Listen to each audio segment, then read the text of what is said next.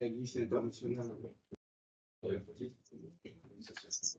à tous pour votre présence. Donc, en visio pour ceux qui sont en visio et en présentiel.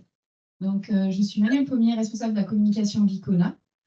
Donc aujourd'hui, en fait, l'objectif de cette conférence de presse est de vous présenter notre nouvelle offre 100% circularité, ce qui implique le lancement de notre nouvelle activité de récupération d'aluminium. Alors, en quoi ça consiste? Alors, aujourd'hui, on est capable d'assurer en fait un circuit complet de la dépose d'anciennes menuiseries sur un chantier en rénovation. Donc, on va prendre les anciennes menuiseries, on va les récupérer et les envoyer dans nos usines de recyclage du groupe. Et ensuite, on va réussir à produire de nouvelles menuiseries en aluminium recyclé bas carbone. Donc, comme vous le savez, en fait, Vicona a été précurseur dans sa démarche circulaire. Et depuis 2023, on fait de nombreuses expérimentations sur des chantiers en rénovation où on retraite cet aluminium, ces menuiseries qu'on dépose. Et donc, suite à ces nombreuses expérimentations, aujourd'hui, on peut vous proposer un projet pérenne. Donc, on franchit la dernière marche de notre démarche circulaire en vous proposant donc une boucle fermée 100% circulaire, ce qui permet en fait à nos clients d'avoir un avantage compétitif à proposer sur les marchés en innovation et à la maîtrise d'ouvrage de valoriser, on va dire, leurs actifs immobiliers. Donc, on va vous déployer 2 chantiers en fait concrets d'économie circulaire que nous avons mis en place cette année en 2024. On vous en parlera un peu plus tard. Nous allons revenir plus en détail sur l'économie circulaire proposée par Vicona avec 4 intervenants. Donc, le premier, Alexandre Bist, qui est directeur de stratégie chimique Vicona, Christophe Estival, directeur de prescription, Véronica Garcia-Mondon, responsable circularité, et Lucia Comier, responsable marketing. Merci. Je passe la parole à Alexandre. Bonjour sur Internet. Alors, c'est ma première conférence de presse, excusez-moi, je ne suis pas habitué à cet exercice, donc soyez indulgents. Moi, je vous propose de prendre un petit peu de hauteur et de revenir aux sources de cette démarche-là. J'ai la zapette, hein, qui vient en fait d'un engagement. D'abord, j'aime bien ça parce que c'est juste la vérité, il n'y a pas de planète B. Il y a plein de personnes et plein d'entreprises qui semblent l'oublier. Et plus on en fait pour un besoin, mieux c'est. Il n'y a pas de planète B. Donc, il y a quelques années, l'Association européenne d'aluminium s'est engagée à signer pour atteindre l'objectif de neutralité carbone en 2050. Une fois qu'on s'est engagé, la question c'est comment on fait. On part d'un constat. Ça, c'est les derniers chiffres qui viennent de l'association sur, en Europe, l'aluminium primaire qui est utilisé. Quelles sont les sources d'approvisionnement? 9% seulement, c'est la production européenne. La production européenne est celle qui est la moins carbonée du monde. 37% vient déjà de recyclage. C'est déjà pas mal, c'est déjà un bon score. Mais le reste, 54%, c'est des importations hors Europe. Ça, c'est un fait. Qu'est-ce que ça veut dire, les importations? Il y a 2 gros problèmes. D'abord, c'est une dépendance stratégique. C'est en train de changer. La Commission européenne a mis l'aluminium dans la liste des matériaux stratégiques. Et le deuxième point, c'est le carbone. La production européenne est la moins carbonée. Tout ce qui vient d'ailleurs est beaucoup plus carboné. D'accord? Donc, si on veut décarboner le business de l'aluminium en Europe, il faut s'attaquer à ce problème-là. Pour relancer des investissements et avoir plus de production, ça prend du temps, c'est compliqué, etc. On laisse notre groupe Hydro s'en occuper. Cette partie du recyclage, c'est très bien, mais si on peut se débarrasser de ça, trouver une solution pour ça, c'est encore mieux. Donc la réflexion, c'est porter là-dessus et faire un constat. Attention, l'aluminium recyclé en Europe, donc on évite d'importer de l'aluminium primaire, c'est aujourd'hui 2,6 millions de tonnes. On va dire en fait la moitié, soit 1 million de tonnes est exporté, donc ça on en reparlera un petit peu plus tard, exporté dans des circuits plus ou moins légaux. C'est pas moi qui le dis, hein, c'est une étude du ministère de la Transition écologique. Et puis, il y a de l'aluminium post-consommation, ici, pour une énorme part, qui est perdu. Perdu parce qu'il est mélangé avec d'autres aluminiums, parce qu'il est enfoui, parce qu'il ne suit pas les bons circuits, etc. Donc, sur les 5,2 millions de tonnes, il y a déjà un problème sur 2,6, sur la moitié. Et ça, c'est des projections. Si on avait un circuit hautement efficace et qu'on gardait tout, déjà, on n'exporte plus et on s'occupe de ça, plus on retraite un peu plus l'aluminium qui est aujourd'hui en circulation, on pourrait arriver à 3,3 fois ce qu'on fait aujourd'hui et 2,6 millions. Déjà, ça réglerait un gros problème. Deuxième partie, l'association s'est amusée à faire une estimation de l'impact carbone. Alors, BAU, non, ce n'est pas le BAU en Allemagne, ce n'est pas l'exposition en Allemagne, c'est business as usual. Si on ne change rien, les projections, ça c'est aujourd'hui. En fait, vous avez en orange l'impact carbone des productions européennes, en bleu l'impact carbone des importations, ici un petit peu le recyclage.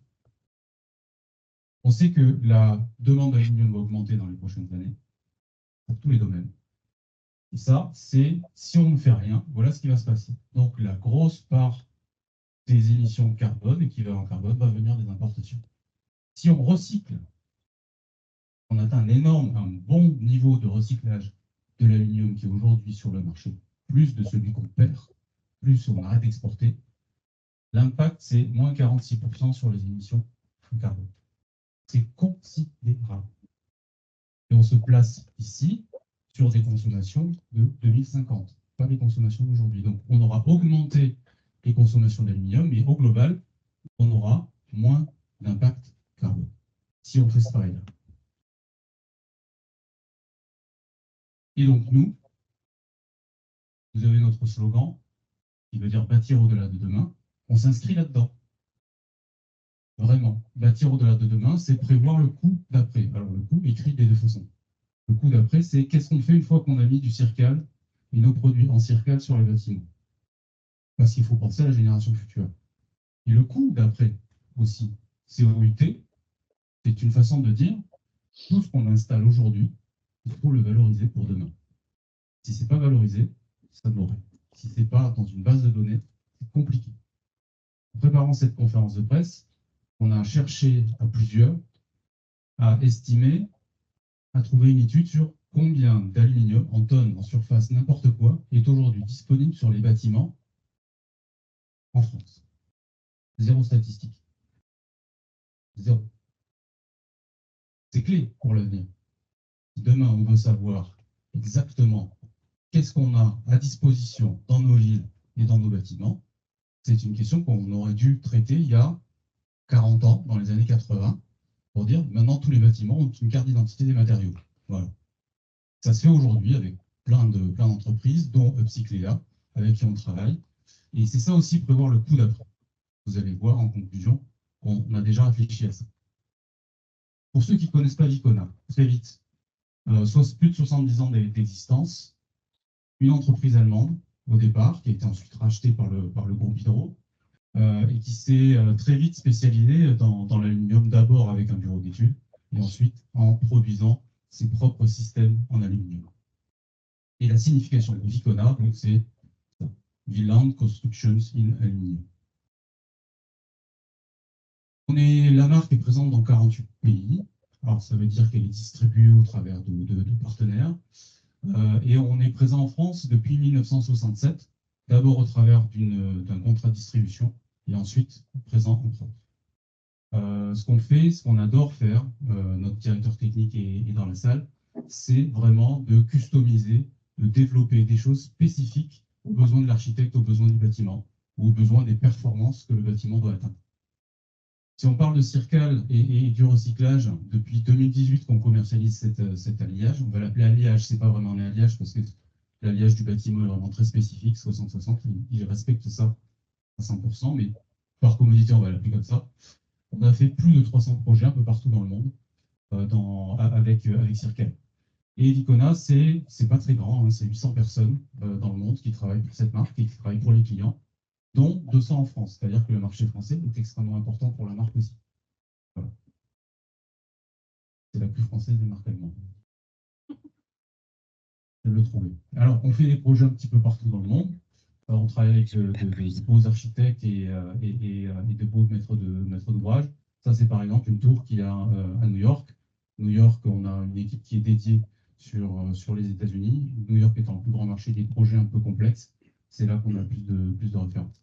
Si vous voulez plus de références, on pourra vous les fournir. On a les tops. Et ce qui est important, voilà, ça c'est un projet assez récent qui a été fini l'an dernier, je pense, qui se trouve À Lyon. dans Lyonnaise. Et c'est le type de bâtiment qu'on peut faire en France, voire plus complexe. Et voilà, il y a une touche architecturale, il y a une complexité technique qu'on ne voit pas. On est un peu comme Apple, c'est facile à utiliser, c'est beau, mais derrière c'est très compliqué à faire, je vous garantis. Voilà ce qu'on fait tous les jours et qu'on adore faire. D'Icona, 70 ans d'existence, il y a énormément de choses qui ont été réalisées en termes d'innovation. Mais depuis très longtemps, et Christophe en reparlera, la marque travaille sur tout ce qui est recyclage. C'est d'abord les performances du bâtiment. Là, on voit la première façade intelligente pilotée par GTB, mais ce n'était pas encore l'intelligence artificielle, mais une façade qu'on pouvait programmer. C'était en 2009, donc il y a longtemps. 2013, Close Cavity, une façade impressionnante, mais trop chère pour le France. Et puis, 2014, lancement de la polyamide recyclée. On était les premiers au monde à utiliser la polyamide recyclée dans nos produits. Mais vous allez voir que cette démarche existe depuis très longtemps pour l'Icona. On fait partie d'un groupe qui s'appelle Hydro. Ça, c'est une chance. Parfois, c'est compliqué parce que c'est une grosse machine. Par contre, quand Hydro décide de faire quelque chose, c'est un bébé. Le groupe a 116 ans d'existence, a deux activités principales. D'abord, les énergies renouvelables, investit énormément dans alors les barrages hydrauliques, c'est un peu compliqué d'en reproduire, mais aujourd'hui, beaucoup l'éolien, beaucoup les énergies photovoltaïques et aussi le recyclage des batteries. Parce que c'est très bien de produire des voitures électriques, mais des batteries, qu'est-ce qu'on en fait demain? Donc ça, ils y ont pensé, et on a beaucoup de chance de travailler avec eux. Aujourd'hui, ils travaillent aussi beaucoup sur l'hydrogène. Et puis l'aluminium, de A à Z. De la mine, ça c'est le côté qu'on aime moins, puisque la mine a un impact environnemental qui est important. Et c'est aussi pour ça qu'on vous présente ce qu'on est en train de faire. Et de la mine au produit semi-fini, ce qu'on fait nous tous les jours. Et le gros avantage, c'est que c'est le spécialiste qui maîtrise toute la chaîne de l'aluminium. Il y a quelques années, ils ont investi dans des usines de recyclage de menuiserie pour en refaire de l'aluminium. 35 000 employés, 140 pays, 40 sites. C'est 140 sites, pas moins 40 pays. Et depuis toujours, le groupe tout à droite, vous voyez tous les index auxquels le groupe se soumet pour être sûr que la démarche environnementale est correctement employée par les équipes d'Hydro. Donc, Dow Jones, on est sur le Dow Jones Sustainability Index et d'autres, et parmi les fondateurs de l'Aluminium Stewardship Initiative. Donc, on a deux ADN qui se combinent. Comme je l'ai dit, depuis 2018, on commercialise Hydro-Circal, donc 75% minimum d'aluminium post-consommation, qui a eu une vie avant, donc avec une empreinte carbone très basse. C'est génial, c'est super.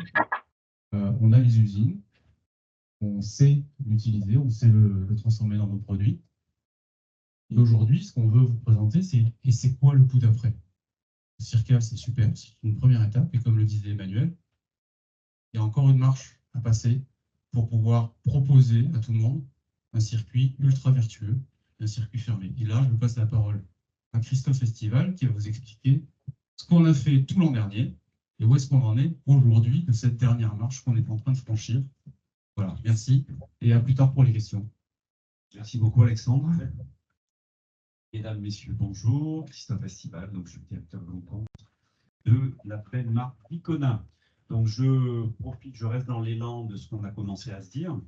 Moi je vais vous parler de Circal, vous avez bien compris, c'est la circularité de l'aluminium, tout simplement, puisqu'on parle vraiment de ce terme-là. Je reviens juste sur un petit détail. Quand on parle de l'historique, de l'engagement de la marque et du groupe sur ces aspects environnementaux, sur la circularité, en fait, c'est pas de l'opportunisme hein, que fait le groupe comme le bâtiment aujourd'hui.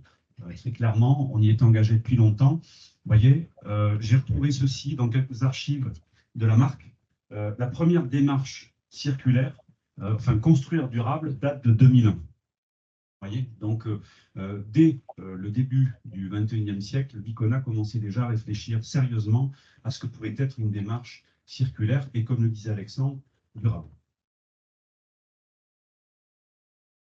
Alors, pour imager ce que je suis en train de vous dire, j'ai retrouvé ceci. Vous pouvez très facilement le retrouver sur Google en bloquant à l'année 2001 ou 2002. Et ça, vous voyez, vous retrouvez le cycle de vie du produit sur l'ancien site Vicona, un vieux site Vicona, hein, tout est en allemand d'ailleurs, voilà, où déjà, en fait, on théorisait la notion de circularité, de boucle vertueuse, de boucle complète. Voilà. Donc, vous voyez, c'est quelque chose qui est vraiment ancré dans la stratégie et dans l'ADN de la marque depuis un moment. Alors, qu'est-ce qui nous permet déjà de faire tout ça? Moi, je vais vous parler une seconde du matériau avec lequel on travaille, des bâtiments qui sont autour de nous, sur lesquels on travaille tous. En fait, on utilise un grand nombre de matériaux différents. Nous, on a la chance de travailler, c'est presque facile, avec un matériau qui est extraordinaire, l'aluminium. Pourquoi? Parce que l'aluminium, en fait, il est recyclable à l'infini sans perdre ses qualités intrinsèques. C'est un des rares matériaux, avec le verre, entre autres, à avoir cette qualité-là. Et ça, c'est fantastique dans la démarche qu'on est en train de vous présenter. Deux chiffres. Je veux juste que vous reteniez de ma présentation, juste deux chiffres extrêmement simples, d'accord? C'est que 75% de l'aluminium produit à ce jour est toujours en circulation, que ce soit dans le bâtiment d'ailleurs ou dans les autres secteurs de l'industrie aujourd'hui. Voilà, ce qui prouve bien que ce matériau est recyclable vraiment à l'infini. Les premiers aluminiums ont été utilisés à la fin du 19e, donc ça fait plus de 100 ans que l'aluminium est recyclé perpétuellement et régulièrement. C'est vraiment une qualité fantastique aujourd'hui quand on parle recyclage sur du long terme. Les projections. Deuxième chiffre, deuxième point clé, et c'est ça qui est très intéressant dans ce que je vais vous dire, c'est qu'il faut juste 5% de l'énergie dépensée initialement pour faire de la bauxite, extraire de la bauxite, faire de l'alumine, de l'aluminium, etc., pour faire un produit fini. Pour recycler de l'aluminium, il faut 5% de l'énergie originelle seulement. Voilà. Donc recycler, en fait, est beaucoup moins énergivore que produire de l'aluminium pur. Voilà, c'est ce qui est fantastique. Et c'est ce qui permet, très simplement, d'afficher, de baisser en fait notre empreinte carbone. Et c'est ce qui explique pourquoi l'aluminium recyclé a une empreinte carbone aussi basse. Parce que le recyclé nécessite très peu d'énergie par rapport à l'énergie initiale. Ça, c'est vraiment un point clé. Il faut bien retenir. Voilà, 75%, 5%. C'est pas vous noyer dans des chiffres, mais ça, c'est des choses qui permettent en 2 minutes d'expliquer très rapidement pourquoi on a un matériau fantastique. Alors, Alexandre parlait du fait que le groupe possède des mines. En fait, on possède le groupe possède en fait l'ensemble de cycle de vie du produit. Il est installé partout, que ce soit l'extraction de la bauxite, que ce soit l'ensemble des sites industriels pour transformer cette bauxite en alumine, cette alumine en aluminium, etc. etc. Bon, l'idée, comme il l'a dit, c'est de se projeter. Je vous disais à l'instant que ce n'était pas juste de la communication récente. L'idée, c'est vraiment de limiter au maximum cette extraction. Simplement, un autre élément à retenir, 1 tonne d'aluminium recyclé, ça permet d'éviter d'extraire 6 tonnes de bauxite. Voilà, donc c'est énorme. Et surtout, ça permet d'éviter 9 tonnes d'émissions de CO2. Donc là, c'est extrêmement parlant. Donc, comme le disait Alexandre, d'où la nécessité véritablement de recycler et de ne plus utiliser le matériau initial extrait de la croûte terrestre. Un autre petit chiffre, voilà, au niveau mondial, alors tout secteur confondu, voilà, le recyclage de l'alu permet d'économiser 100 millions de tonnes de CO2 chaque année. Alors bien évidemment, la profession, dans sa globalité au niveau mondial, ne nous a pas attendu. Ça fait des années que l'aluminium se recycle, mais c'est là que c'est intéressant. Alexandre a commencé à vous teaser sur le sujet. C'est que c'est recyclé, certes, mais on ne sait pas toujours très bien comment, et c'est là que ça devient intéressant. Alors, l'avantage, c'est que même si on n'a pas de chiffres, on sait que, on parle de mines urbaines d'ailleurs, on sait que le potentiel est énorme. Même en France, même à Paris, ici sous nos yeux, le potentiel de récupération de menuiserie en aluminium en fin de vie, il est gigantesque. Il est gigantesque. D'accord? Puisque dès les années 60, on a commencé à utiliser massivement sur les bâtiments modernes et post-modernes, on a commencé à vraiment utiliser l'aluminium et le verre pour changer le modèle architectural. Donc ça s'est vraiment utilisé en masse. Et aujourd'hui, alors évidemment, ces menuiseries, ces façades, thermiquement aujourd'hui, sont complètement dépassées, posent un vrai problème par rapport à la RE 2020. Donc il y a un potentiel de rénovation quasiment jusqu'en 2000, début des années 2000, où il y a des centaines de milliers de tonnes à récupérer aujourd'hui sur le marché français, et je ne parle bien que du bâtiment, je ne parle pas des autres secteurs d'activité. Alors, là, vous voyez, on a la chance aussi, au sein du groupe Hydro, d'avoir nos propres usines de recyclage. Ça, c'est quelques informations complémentaires qui sont intéressantes, c'est-à-dire que tout l'aluminium qu'on va pouvoir et qu'on récupère déjà part sur notre usine de Dormagen, qui est en Allemagne, où là, on a une usine de triage, de déchiquetage très moderne, je vous passe le détail. Voilà. Et on arrive à retirer, en fait, d'une tonne d'aluminium, de menuiserie, pardon, usagée, post-consommation, et je ne parle bien que de menuiserie post-consommation. Hein, mes collègues vous en parleront après, on fait bien, nous, le distinguo par rapport à certains confrères. C'est très important en termes de label et de performance annoncée dans les conférences de presse. Hein, c'est pour ça que j'insiste là-dessus. On ne parle bien, nous, que de récupération de menuiserie aluminium en fin de vie. C'est-à-dire toutes les chutes, toutes les coupes, vous savez, nos clients, nous-mêmes, dans notre industrie, on a des coupes, quand on prépare des billettes, quand on prépare des profils, toutes ces coupes d'aluminium neuves ne repartent pas, repartent dans un circuit de refonte, hein, évidemment, hein, de recyclage, mais ne sont pas intégrées dans ce qu'on appelle la menuiserie post-consommation, ce qui permet de calculer le bon bilan carbone après. C'est très important. C'est très important. Voilà. Donc, d'une tonne de vieille menuiserie, on arrive, une fois trié, broyé, en éliminant une partie d'autres métaux qui repartent vers d'autres circuits de recyclage, on arrive à sortir 80 kg d'aluminium prêt au réemploi. Voilà, 80 kg prêt au réemploi. Alors, ce qui est formidable, donc, c'est que ce matériau, il est vraiment générateur de ressources, vraiment générateur de ressources. Avec cette recyclabilité à l'infini, en fait, c'est presque un nouveau modèle qui est en train de se créer avec la récupération de l'aluminium. Alors, l'idée, c'est de présenter à nos clients, ça fait longtemps que le groupe Hydro présente à l'ensemble des acteurs, prescripteurs, investisseurs, comme utilisateurs, promoteurs, une circularité qui était presque totale. Presque totale. C'est-à-dire que le groupe Hydro était impliqué jusqu'à présent dans quasiment toutes les étapes du cycle de vie du produit. L'extraction de la bauxite, l'alumine, l'aluminium, la fabrication de menuiserie, l'installation de menuiserie sur les marchés. Voilà. Et ensuite, on avait la dernière étape, puisqu'on avait déjà l'usine de recyclage, c'était principalement le marché allemand, hein, qui a 20 ans d'avance sur nous dans ce sujet, qui a alimenté jusqu'à présent notre usine de Dormagen pour faire notre aluminium bas carbone. Il nous manquait une étape qui était celui de la récupération de l'aluminium. Voilà. Cet aluminium, très clairement, il était acheté à des recycleurs. Il l'est toujours en partie, hein. L'idée, c'est d'inverser ça, c'est de changer ça. Parce que cet aluminium de recycleur, on ne connaît pas trop bien, comme le disait Alexandre, les circuits qui sont employés. Alors, on fait les analyses nécessaires, puisque un autre point important, on a tendance à voir, quand on connaît mal le sujet, l'aluminium comme étant un matériau unique. En fait, vous avez des dizaines et des dizaines d'alliages différents pour des utilisations différentes. L'alliage qui est utilisé dans l'automobile ou l'alimentaire n'a rien à voir avec l'alliage que nous utilisons dans le bâtiment. Donc, dans le bâtiment, on utilise le même depuis maintenant plus de 50 ans. Voilà. Et c'est absolument celui-ci que nous devons récupérer pour garantir à l'ensemble des utilisateurs après sur le projet les performances mécaniques, je dirais, du produit. D'accord? Voilà. Alors, l'idée, le concept, hein, c'est window to window, c'est d'aller de la fenêtre en fin de vie, on la récupère, on la refond, et on refournit en fait une fenêtre qui est déjà aux normes thermiques d'aujourd'hui, voilà, ce qui est quand même un des points majeurs de la RE 2020, et surtout avec un aluminium recyclé très très bas carbone.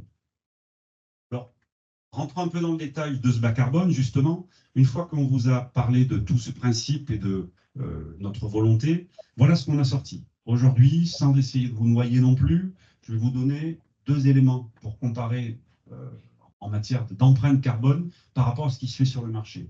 On a un Circal, qui est donc le nom commercial du produit, qui intègre 75% d'aluminium post-consommation.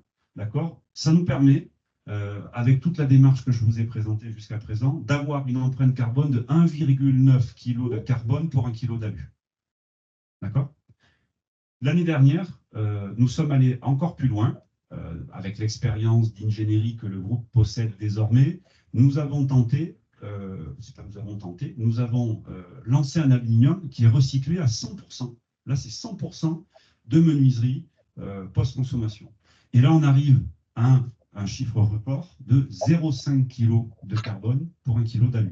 C'est aujourd'hui, au niveau mondial, l'empreinte carbone la plus faible en aluminium construction, évidemment. Voilà. Et sur le marché français et européen, aujourd'hui, il n'y a pas plus bas ces deux chiffres, 1,9, 0,5. Pour vous donner, ça ne vous dit peut-être rien, quelques références, vous avez sur le tableau qui est à ma gauche et sur votre droite, les empreintes carbone que vous avez à l'étranger et en Europe.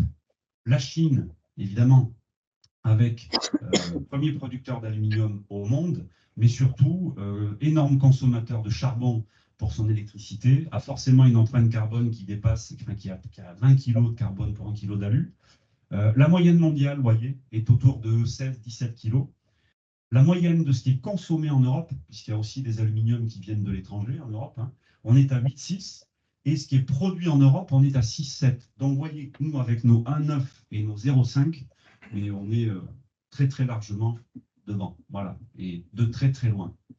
De très très loin. J'ajoute que cet aluminium 1,9, c'est notre standard chez Licona. Ce n'est pas, si vous voulez, une plus-value, ce n'est pas un produit exceptionnel qu'on propose éventuellement avec un complément, un supplément tarifaire. Sans supplément de prix, c'est notre gamme standard aujourd'hui. La totalité de nos produits sont en 1,9 kg, sont en Circal 75R. Le 100, on l'a lancé l'année dernière. Pour l'instant, les volumes font qu'il y a une petite plus-value, mais ça intéresse un certain nombre d'investisseurs et de promoteurs dans le cadre, on va dire, pour l'instant, de marché d'image. Voilà. Pour présenter un bilan carbone extrêmement faible ou pour compenser, ça arrive aussi, ça peut arriver sur des structures, comment dire, sur des projets où vous avez beaucoup de béton, pour compenser en fait un bilan carbone béton qui n'est pas très bon. Béton bas carbone existe, mais il est très très coûteux. Eh bien, ça permet d'équilibrer le bilan carbone global du bâtiment. Oui, je suis, j'ai bien compris. Donc, ça vous parle un petit peu plus. Alors ça, désolé pour ces chiffres, ce sont les chiffres officiels que vous retrouvez sur les FDES ou les EPD, qui sont les fiches environnementales européennes. Un collègue vous en parlera après. Pour que ce soit peut-être un peu plus parlant pour vous, ça parle à tout le monde. Vous voyez, une façade, c'est à peu près 12 kg d'aluminium au mètre carré. En moyenne, hein, c'est une très grosse moyenne. Hein, okay, je vous montrais tout à l'heure, le poids carbone de l'alu en Europe, c'est 8,6 kg. Donc, 12 kg. Une façade standard aujourd'hui dans Paris, c'est 100 kg de carbone. Et je ne parle que de l'aluminium. Hein. Je ne vous parle pas du verre. Hein. Voilà. Mon collègue pourra vous parler du verre derrière. Si. Et c'est simple, voilà, vous avez les comparaisons. Vous partez avec un 75R, gamme standard chez Licona, vous passez de 100 kg à 23 kg, tout est dit. Je n'ai pas besoin de rajouter grand-chose. Et si la maîtrise d'ouvrage veut vraiment partir beaucoup plus loin, on a le 100R, là on passe à 6 kg. Voilà, 100 à 6, on ne peut pas dire mieux. Et le rapport que ça présente. Voilà. Je voulais vous donner quelques billes et quelques chiffres sur ce qu'est notre Circal et ce qui permet d'amener sur les projets concrètement. Voilà, concrètement. Je laisse ma collègue prendre le relais pour vous expliquer maintenant cette démarche de récupération qu'on a commencé à vous présenter plus en détail. Merci beaucoup. Merci Christophe. Merci à vous tous d'être là aujourd'hui. Je suis Véronica Garcia-Malon, responsable de circularité du groupe Hydro Building System. Et je vais vous présenter aujourd'hui.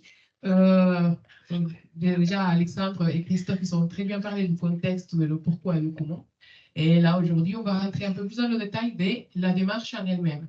Et comment nous, on a fait pour passer de la circularité, le développement durable, et toutes les stratégies du groupe et toutes les actions qui ont été menées jusqu'à aujourd'hui, nous mènent à favoriser l'économie circulaire. Et on va parler des actions qui ont été mises en place depuis l'année dernière. Donc, Christophe l'a déjà dit, notre offre s'appelle Windows to Windows. L'idée, c'est de construire des nouvelles fenêtres avec des anciennes fenêtres. Comment ça se passe?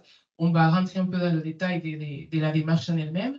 L'idée, c'est de récupérer les fenêtres, les menuiseries, les anciennes menuiseries en aluminium pour les ramener dans nos circuits, les réintégrer dans les circuits de Hydrobuilding Systems. De cette façon, on va récupérer les fenêtres dans les projets de rénovation, dans des différents chantiers. On va les amener dans nos sites de tri et d'échiquetage.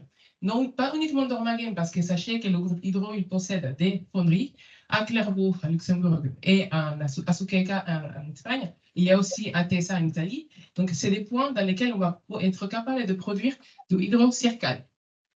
Donc, autour de ces fonderies, il y a des sites d'échiquetage et de recyclage qui travaillent déjà avec ces fonderies, qui ont été qualifiés pour la récupération de cet aluminium et de cet alliage bien précis que c'est l'alliage du bâtiment.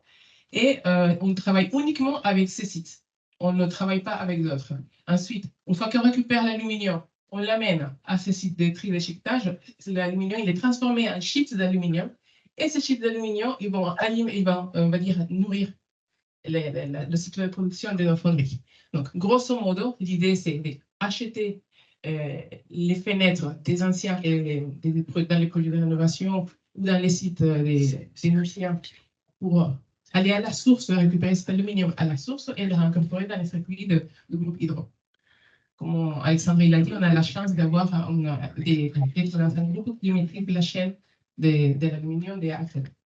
Alors, la stratégie, aujourd'hui, quand elle était pensée en deux parties. La première phase, c'est la récupération de l'aluminium directement à la source. Et Christophe, il a déjà dit, c'est qu'on a une mine urbaine autour de nous.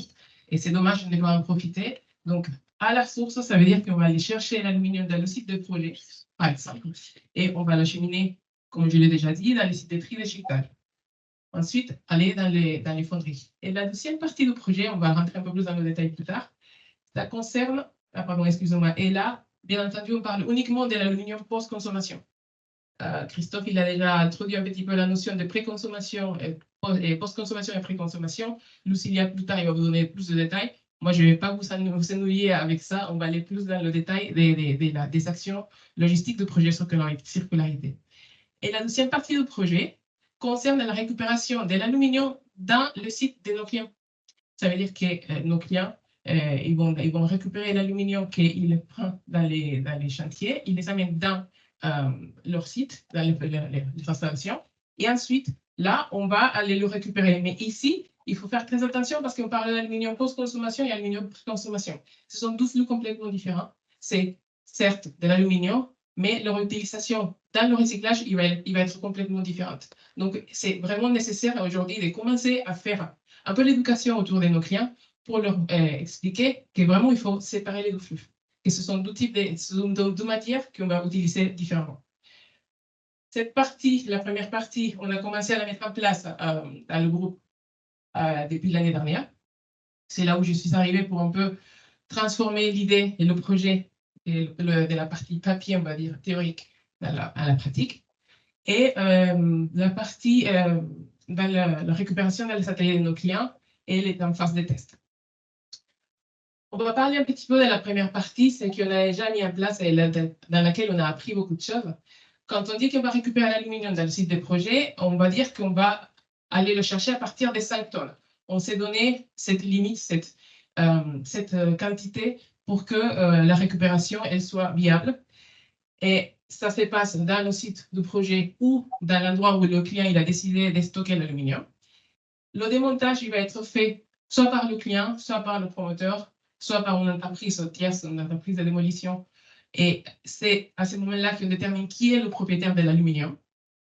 Et ensuite, comme je le disais tout à l'heure, cet aluminium il va être acheminé non seulement, est-ce que ça marche ça, voyons, ça marche pas trop, non seulement dans peut-être les sites de déchiquetage et de recyclage, mais aussi dans les points de collecte hydro. Ça dépend de la configuration du projet, ça dépend de beaucoup de choses. Pour la deuxième partie du projet, c'est celle dans laquelle on est en train de mettre en place des tests. Les projets de tests, ils ont commencé beaucoup plus tôt en Belgique et en Italie. Et dans cette deuxième partie, on a deux priorités. Encore une fois, post-consommation, pré-consommation. La première priorité, ça va être récupérer l'aluminium post-consommation à la source. Donc, la source, c'est l'aluminium que nos clients ils sont récupérés dans les sites, dans les chantiers, et ils la mettent dans leurs ateliers. Et la troisième priorité, on va dire, ça va être le scrap pré-consommation, ce que Christophe vous a expliqué, c'est le résultat du processus de production de nos clients, les chutes d'aluminium, les résidus d'aluminium de la production. Je l'ai déjà dit, ce sont deux flux complètement différents. C'est pour ça que pour nous, c'est important de vous présenter cette partie du projet de cette façon-là. Donc, ça ne marche pas.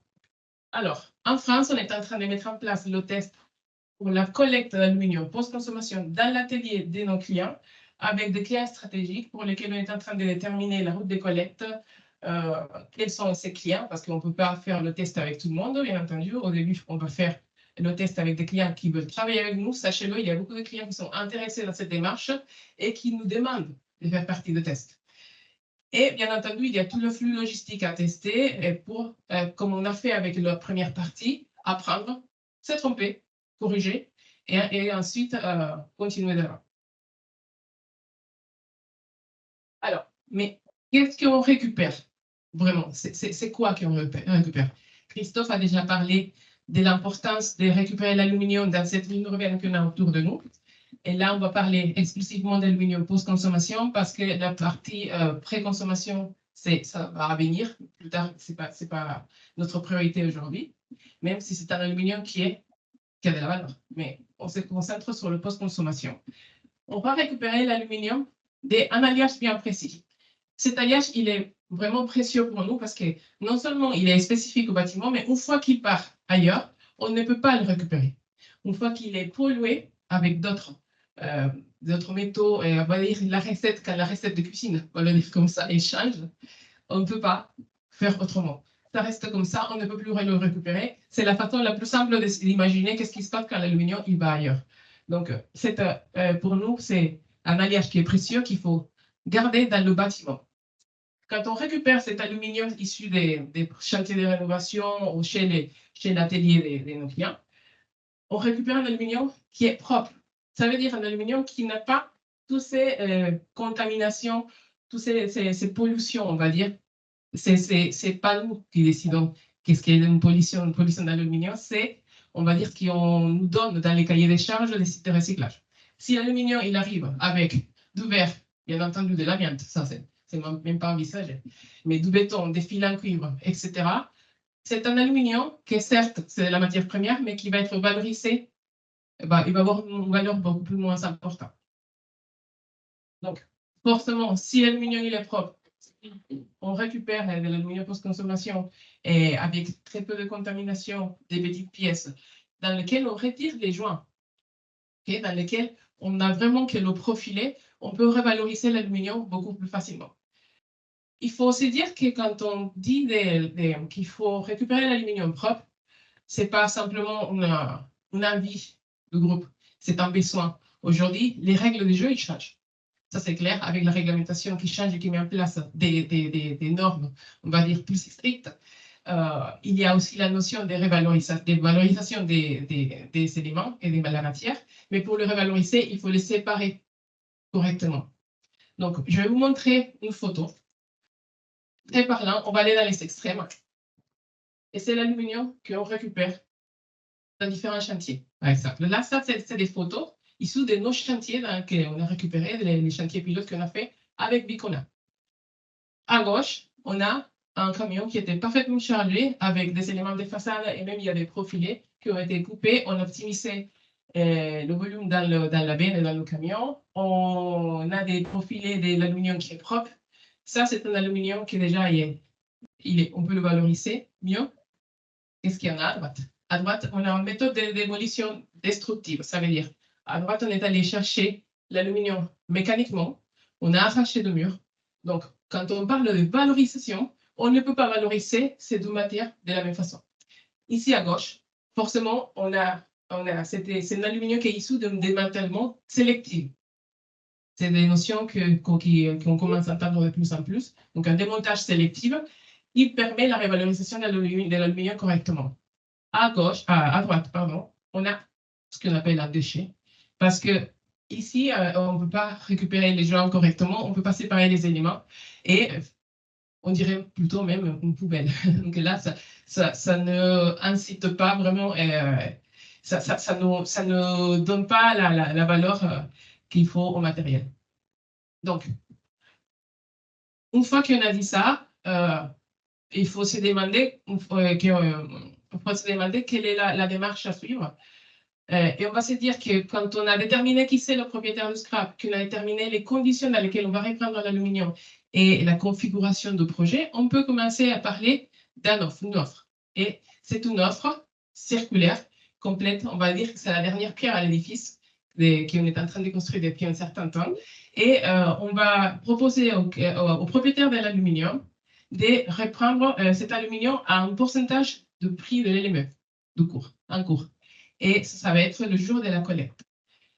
Et bien entendu, plus l'aluminium il est propre dans les conditions que je vous ai montrées, et ça va être, on va le valoriser comme il faut. Mais il faut prendre en compte que nous, on va venir chercher l'aluminium dans le site de projet ou chez nos clients, et il y a une configuration logistique à mettre en place. Peut-être il faut louer des bennes, il faut faire des rotations des camions, etc.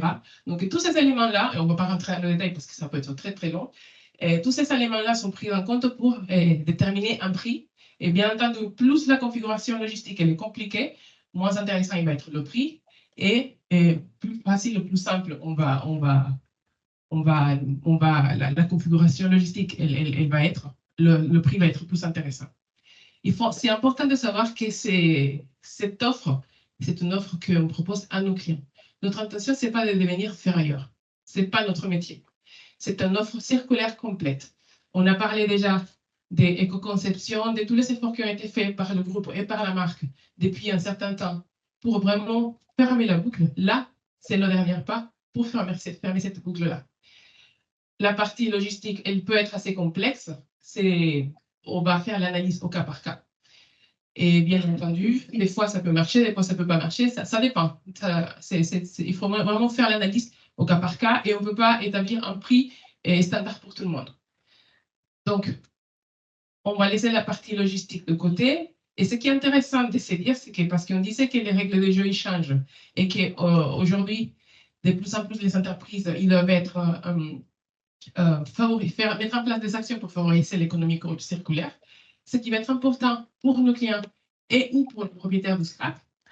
Scrap, ça veut dire aluminium post-consommation. Dans mon cas, ailleurs, ça peut être notre définition, mais aujourd'hui, quand je dis scrap, je parle de l'aluminium post-consommation. C'est ces deux documents-là. Le document de traçabilité qui va établir vraiment le parcours de l'aluminium depuis le début jusqu'à la fin. Ça veut dire qu'on est allé le chercher à la source, là où il était. Il est passé par un point de collecte, on nous l'aura dans le document de traçabilité. Ensuite de ce point de collecte, il est parti dans un site de tri en Espagne, ou en Portugal, Espagne, ou en Italie, ou en Allemagne, parce qu'on essaie de construire un maillage tout autour de la France, et non seulement en France. Et ensuite, on va aussi leur donner un certificat de circularité, CIRCAL, avec les informations, le nom de la société, le nom du projet, s'il s'agissait d'un projet, et le poids total récupéré. Dans ce certificat, on va vraiment confirmer que le client il a établi une démarche complètement circulaire. Ça veut dire qu'on a récupéré l'aluminium, que cet aluminium il va être utilisé pour produire de l'aluminium CIRCAL, et que finalement, il a posé dans ce projet de rénovation des fenêtres qui sont faites avec du CIRCAL 75R minimum. Donc, c'est la beauté de cette démarche, c'est se dire que là, on est vraiment en train de fermer la boucle. Et ce qui est joli, c'est qu'ici, dans certaines années, on va récupérer des fenêtres qui ont été faites avec du CIRCAL pour refaire du CIRCAL. Donc, dans quelques années, on devra fermer encore plus la marche. Donc, c'est tout pour moi aujourd'hui. Si vous avez des questions, n'hésitez pas dans la partie des questions. Et là, je laisse la parole à Lucilia qui va nous parler un peu d'empreinte carbone. Merci Véronica. Bonjour à tous. Donc, je suis Lucilia Kwame et je suis responsable du marketing Vicona France. Donc, Véronica vient de vous expliquer comment, effectivement, nous avons mis en place la récupération de l'aluminium sur les sites des projets dont la rénovation nous a été confiée, mais également auprès de nos clients. C'est une démarche extrêmement importante et unique encore dans le secteur des menuiseries aluminium, puisque Vicona est le seul gamiste à proposer ce service aujourd'hui, qui nous permet de garantir que cet aluminium qui, au départ, a été produit pour devenir une solution d'enveloppe du bâtiment, soit recyclé de façon à être réinjecté et permettre de réaliser de nouvelles solutions d'enveloppe du bâtiment. C'est vraiment très important à comprendre. Je vais commencer ma présentation en vous donnant 2 définitions d'aluminium. On vous a parlé beaucoup de post-consommation, de pré-consommation. Vous les voyez repris ici, ces 2 notions. Sur la gauche, à ma gauche, vous avez une photo de menuiserie usagée. On est vraiment dans le cas de l'aluminium post-consommation. Cet aluminium a au bas mot entre 30 et 75 ans. Et puis sur la droite, donc sur ma droite à moi, si je me tourne vers la diapositive, vous avez des rebuts de production. Donc c'est l'aluminium qu'on ne peut pas utiliser pour la réalisation d'un produit fini. On n'a pas d'autre choix que de le béner, comme vous le voyez représenté ici. Cet aluminium n'a pas eu la vie pour laquelle il a été produit au départ.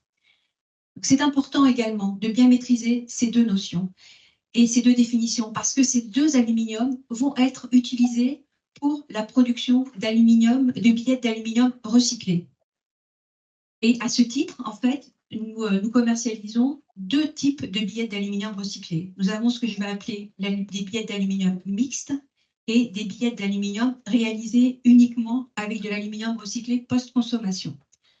Si je rentre dans le détail de chacune de ces billettes, en commençant par les billettes d'aluminium mixtes, pour vous expliquer comment on en calcule l'empreinte carbone, vous voyez ici la composition d'une billette d'aluminium mixte. Elle est composée d'aluminium post-consommation, ça représente une grosse partie de sa composition. On lui rajoute ensuite un peu de rebut de production, de déchets de production industrielle, et ensuite on complète la recette, entre guillemets, avec des lingots d'aluminium première fusion. Je vais faire un focus à présent sur l'empreinte carbone des aluminiums, on va dire, recyclés, et en commençant par l'aluminium post-consommation. Comment est calculée son empreinte carbone? Cet aluminium post-consommation, on considère que son empreinte carbone a été allouée complètement à la première vie, à sa première vie, c'est-à-dire à la fenêtre, par exemple, pour laquelle le profilet a été extrusé au départ. D'accord? Et ça, c'est bien pris en compte dans les MTES de tous les produits, des matériaux, et également dans les déclarations environnementales produits, les EPD. Cela signifie quoi? Cela signifie que réellement, on commence à comptabiliser les émissions de CO2 de cet aluminium lorsqu'il est chargé dans le camion et que le camion part du site de tri et de broyage pour acheminer ces chips vers le site de fonderie, là où les billettes de Circal seront produites, par exemple. C'est vraiment le transport, l'acheminement qui déclenche le compteur pour calculer l'empreinte carbone. Pour ce qui concerne en fait cette partie-là, il y a un consensus. Toute la profession calcule l'empreinte carbone de cet aluminium recyclé post-consommation de la même façon. Ce n'est pas le cas pour le calcul de l'empreinte carbone de ces rebuts de production, pour lequel cohabitent 2 méthodes de calcul. Il s'agit des méthodes Avoided Burden et des méthodes Cut-off. Alors, je m'adresse à la salle. Est-ce que vous avez déjà entendu parler de ces méthodes de calcul? Eh bien, vous êtes au bon endroit aujourd'hui pour vraiment apprendre de quoi ce dont il s'agit. Je vais commencer par la méthode Avoided Burden. Cette méthode considère que ces déchets de production, certes, ils n'ont pas servi à produire la fenêtre ou la structure de façade pour laquelle ils avaient été réalisés au départ, mais pour autant, eh bien, ils conservent leur empreinte carbone. Je vais reprendre l'exemple que vous a donné Christophe tout à l'heure. Il vous a cité notamment, pour exemple, l'aluminium consommé en moyenne en Europe, dont l'empreinte carbone est de 8,6 kg de CO2 par kilo d'aluminium produit. Dans le cas de la méthode Avoided Burden, cet aluminium 8,6, c'est comme ça que je vais le nommer, il conserve l'intégralité de son fardeau. Ça veut dire que si j'injecte 1 kg de cet aluminium 8,6 dans ma billette d'aluminium mixte, j'injecte d'office 8,6 kg de CO2 par kilo d'aluminium de produit dans cette billette. Ça veut dire quoi? Ça veut dire que cette méthode Avoided Burden nous oblige à une amélioration continue et à une stricte sélection, qualification de l'aluminium, des déchets de production que l'on va sélectionner, que l'on va approvisionner de façon à pouvoir finir de constituer cette billette d'aluminium. La seconde méthode, c'est la méthode cut-off. Alors, cette méthode, en quoi elle consiste? Elle consiste à dire que on a des déchets de production industrielle, c'est un fait. Mais ces déchets, on considère qu'ils ont la même empreinte carbone que l'aluminium post-consommation. Ils n'ont pas eu de vie, mais tant pis. On leur alloue une empreinte carbone à 0 kg de CO2. Si je prends une barre de 6,50 m, on en utilise 6 mètres pour la fabrication d'une fenêtre et on en rebute 50 cm. Les 6 mètres auront une empreinte carbone de 8,6 kg de CO2, si je reprends mon exemple de tout à l'heure. Et puis les 50 cm qu'on va rejeter, on considère qu'ils n'ont pas d'empreinte carbone du tout.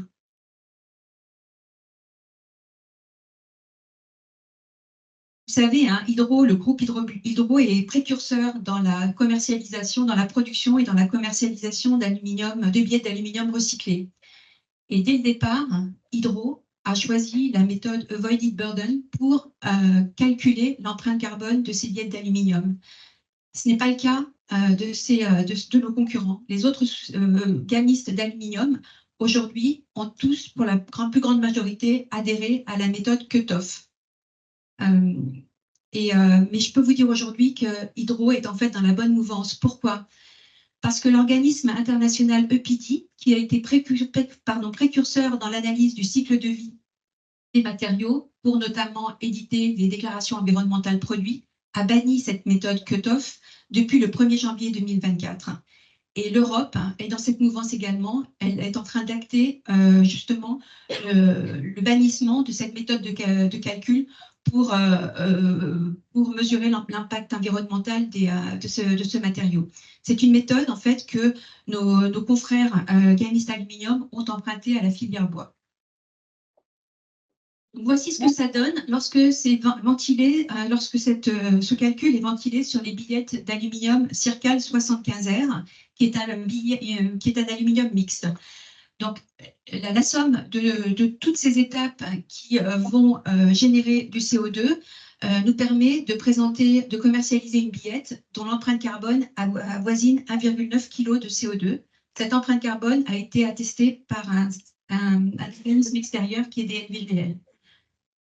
Et si je passe maintenant au Circal 100R, représenté ici, le CO2 dégagé par l'acheminement de ces billettes de ces chips post-consommation vers notre fonderie à Clairvaux, par exemple, associé à l'énergie nécessaire à la coulée de l'aluminium, nous permettent d'afficher, de produire des billettes dont l'empreinte carbone avoisine 500 grammes par kilo d'aluminium produit.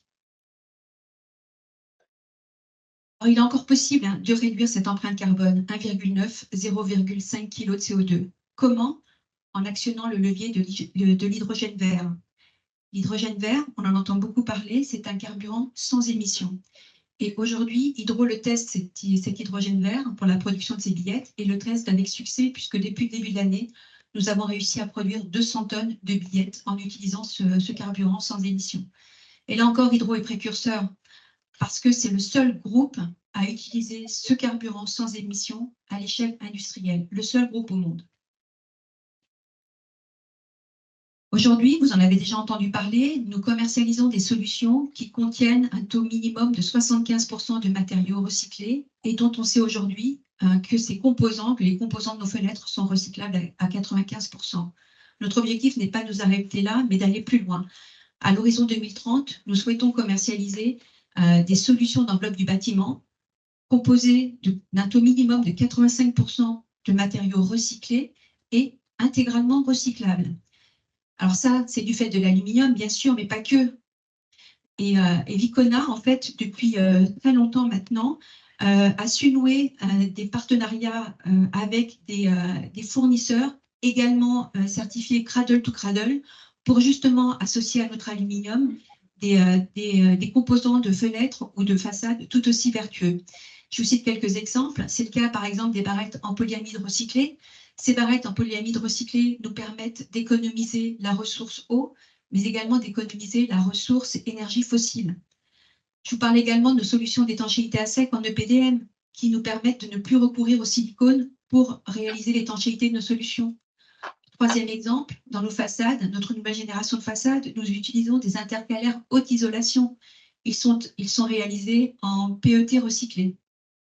Donc, ce sont autant de matériaux qui nous permettent de réduire l'empreinte carbone de nos solutions à l'état de production, mais qui vont nous permettre également de réduire les émissions de CO2 du bâtiment pendant son cycle de vie, puisque ce sont autant de matériaux qui vont contribuer à la performance énergétique des bâtiments, réduire la consommation énergétique pour chauffer les bâtiments l'hiver ou pour les refroidir l'été.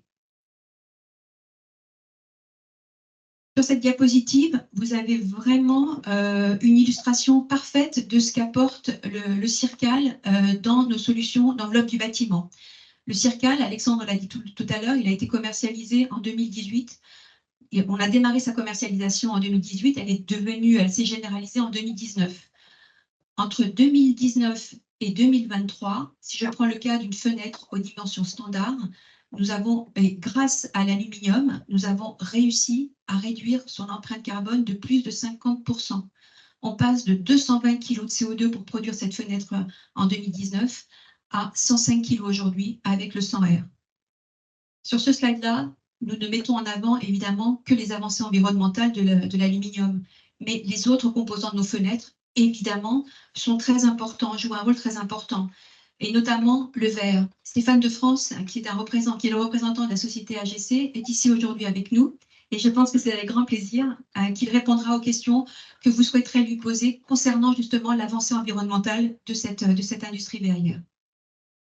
Enfin, pour conclure, nous utilisons un logiciel de chiffrage qui s'appelle Vitop. Ce logiciel va connaître une très grande évolution dès le mois de juillet prochain pour notamment permettre l'édition d'un QR code que je vous invite à flasher, vous ici dans la salle, mais également les personnes qui assistent à cette conférence de presse par Teams. Et ce QR code, lorsqu'il est flashé, eh bien, il permet d'afficher l'empreinte carbone de la fenêtre en chiffrage, mais également, et Alexandre et Christophe en parlaient tout à l'heure, la valeur de cette menuiserie, la valeur qu'aura cette menuiserie dans 30 ans, dans 25 ans, lorsqu'elle sera déconstruite pour être récupérée et recyclée. Et puis, parce qu'on n'a pas de planète B, donc pour la planète, il est très important de réparer aussi souvent que possible plutôt que de démonter pour recycler. Ces QR code donnera également accès à la liste des composants qui rentrent dans la fabrication de la fenêtre de façon à facilement identifier le composant qui pourra faire l'objet d'un remplacement dans le cadre d'un SAV. Voilà pour moi. Je laisse la parole à Emmanuel. Merci beaucoup. Merci Lucia. En préambule, je vous avais parlé de 2 projets en 2024 qui illustrent notre économie circulaire. Donc, je vais vous en présenter 2. Donc, le collège du Médoc à Parempuire, qui est donc proche de Bordeaux, et sur lequel on a récupéré 10 tonnes d'aluminium. Donc, c'est l'objet en fait d'un partenariat entre le conseil départemental de la Gironde, qui souhaitait faire de son nouveau collège un établissement vraiment circulaire dans le mode de fabrication. Et du coup, grâce à Bouygues Bâtiment, donc centre sud-ouest, et à tout le groupement mis en place avec Vicona, nous avons pu tous s'entendre et récupérer l'aluminium. Entre autres, puisqu'il y a sur ce chantier aussi du réemploi de plusieurs matériaux. Ensuite, le second, c'est le nouveau siège de Ginger. Alors Ginger, c'est un bureau d'études environnementales et qui se situe à Quinte-Foncegrive, donc à côté de Toulouse. Et là, voilà, vous voyez vraiment en illustration le démontage des anciennes menuiseries et la mise en place des nouvelles menuiseries. Voilà, et tout a été fait, toujours en partenariat, donc là, avec Essor, notre client Longage, une mise en place d'un partenariat pour avoir vraiment un chantier circulaire. Voilà, donc cela vous donne vraiment 2 preuves Comme quoi aujourd'hui, on est capable d'avoir un circuit complètement fermé, une boucle vertueuse de notre économie circulaire. Voilà, merci. De ces deux exemples, et pour vous donner vraiment, on a testé l'année dernière en fait toutes les approches. Donc là, Emmanuel en a parlé. On traite ces chantiers de reprise de l'aluminium post-consommation. On les traite soit avec les entreprises générales, soit avec les maîtrises d'ouvrage directement. On a des clients qui s'impliquent maintenant de plus en plus, parce que le menuisier initialement était plutôt tourné vers le montage, et le démontage était quelque chose qui était un peu dévalorisant pour lui. Donc ça y est, ils ont compris que ça devenait en fait comment dire, un nouveau modèle économique qui devenait intéressant pour eux. Et puis bien évidemment, on a aussi affaire à tous les recycleurs traditionnels qui sont sur le marché et à qui on fait des offres de rachat, les cureurs hein, typiquement, hein, voilà, qui ont l'habitude de ce genre de circuit. On s'intègre dans le circuit, mais en fait on se rend compte, c'est en train de changer, que les circuits sont en train de s'élargir aujourd'hui. Voilà, on peut racheter directement la matière à la maîtrise d'ouvrage, qui à ce moment-là, elle, auprès du cureur, ne demande qu'une prestation de démontage, voyez, de curage simplement, mais reste propriétaire de la matière. On peut racheter au cureur, on peut racheter au menuisier qui aura répondu sur le lot de déconstruction. En fait, il y a plein de solutions. Tu le disais très justement, Véronica, il y a plein de cas de figure, on les étudie vraiment au cas par cas et on rachète désormais, on fait des offres de rachat d'aluminium post-consommation à tous les acteurs, aux différents acteurs. Voilà. Et on est en train de pousser cette démarche auprès des maîtrises d'ouvrage qui commencent à se rendre compte, les promoteurs, que finalement c'est intéressant. Clairement, le prix du rachat et du verre et de l'alu ne mettra pas leur post-curage à zéro, hein, mais ils ont conscience que ça commence à devenir quelque chose d'intéressant en termes d'image. Emmanuel le disait en introduction, économiquement, ça permet de limiter le coût, c'est vertueux, ça permet de communiquer. En fait, voilà, il y a vraiment une prise de conscience de l'ensemble des acteurs et c'est juste ce complément des actions qui nous ont permis de vous présenter ça aujourd'hui que je voulais juste compléter. Voilà. Merci pour votre patience et pour votre écoute, messieurs, dames. On est évidemment à votre disposition pour échanger plus librement désormais. Merci à vous et merci à nos auditeurs aussi lointains de l'autre côté de la caméra. Il y a quelques questions, notamment la première question, c'est quelle est la production annuelle de Circal 75R à ce jour? Laisse le directeur d'Icona répondre. Excusez-moi, je suis tombé sur mon péché mignon des chouchous, donc j'ai pas le temps de grignoter. La production actuelle, elle est aux alentours, j'ai pas les chiffres exacts, aux alentours de 80-90 000 tonnes. Voilà, c'est pas suffisant, il en faut beaucoup plus. Surtout qu'aujourd'hui, le 75R est le standard chez nous. Mais le coup d'après, c'est on aimerait bien que ce soit le 100R. Le 100R, il y a 25% de plus de besoin d'anciennes fenêtres. Donc rien que ça, rien que ce gap de 25%, donne une raison suffisante pour s'assurer de ce recyclage. Voilà, de cette récupération. Ouais. Je ne sais pas s'il y a d'autres questions. Oui, pour être réparé, la menuiserie, tu as commencé un peu à y répondre, Lucilia, mais je voulais la question, pour être réparée, la menuiserie doit évoluer dans son éco-conception. Quelles sont les avancées dans ce domaine? Alors, je peux répondre pour toi ou tu... Non, réponds. Non. Oui, alors si je dis des bêtises, tu m'arrêtes. Alors, dans l'éco-conception, il y a le premier point, c'est de pousser nos fournisseurs actuels à faire en sorte que leurs recettes, le PDM, le TPE, tout ça, c'est des recettes chimiques, évoluent et soit qu'on enlève tous les composants qui sont un petit peu dangereux.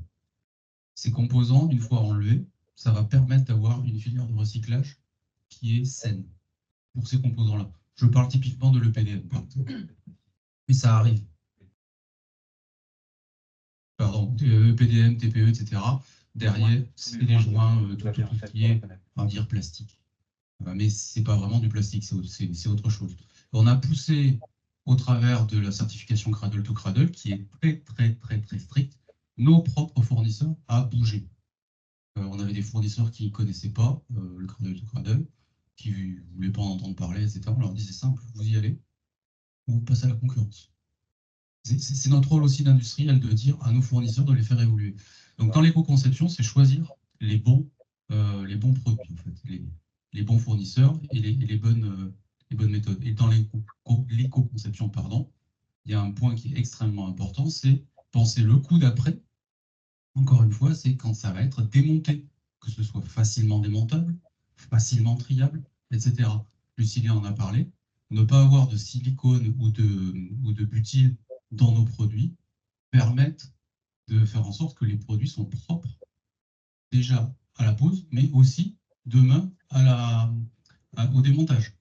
Ce butyle, dès qu'il est aujourd'hui sur de l'alu, c'est la partie qu'on coupe et qu'on ne trie pas, qu'on ne va pas recycler. Donc c'est dommage. Donc on pense à tout ça. Voilà, c'est 2 éléments de réponse. Ensuite, Et sur oui, parce que la journaliste précise qu'elle parlait, dans sa question, en fait, elle avait aussi en tête le volet réparation, donc démontage et du coup remplacement. Est-ce qu'il y a des accessoires ou des éléments constitutifs à la fenêtre qui sont mis en œuvre pour faciliter leur remplacement si besoin est dans le cas du SAV?